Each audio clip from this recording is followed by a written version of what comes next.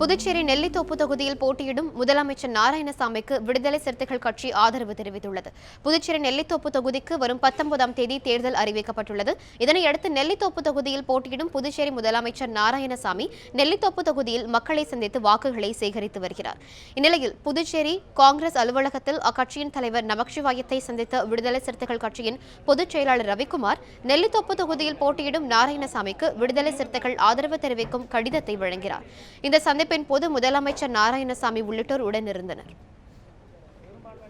மரியாதைக்குரிய சகோதரர் சட்டமன்ற உறுப்பினர் ரவிக்குமார் அவர்கள், பொதுச் செயலாளர் அவர்கள் இங்கே எங்களிடத்திலே புதுவை மாநில நிர்வாகிகளோடு வந்திருந்து அவருடைய ஆதரவை இங்கே அவர்கள் தெரிவித்திருக்கின்றார்கள்.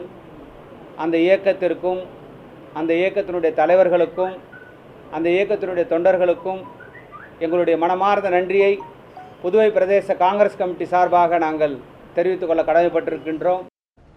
இந்நிலையில் முதலமைச்சர் நாராயணசாமியை ஆதரித்து விடுதலை சிறுத்தைகள் கட்சித் தலைவர் திருமாவளவன் விரைவில் பிரச்சாரம் செய்ய உள்ளதாக அக்கட்சியின் பொதுச் செயலாளர் ரவிக்குமார் தெரிவித்துள்ளார்.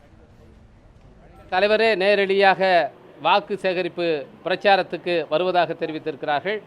அது மாண்புமிகு முதல்வர் அவர்கள், காங்கிரஸ் கமிட்டி தலைவர் அவர்கள் எல்லாம் இணைந்து பேசி அவர்கள் ஒரு தேதியை சொன்னால் அந்த தேதியில் அவர்கள் வருவதற்கு தயாராக இருக்கிறார்கள். அதை தெரிவித்திருக்கிறோம்.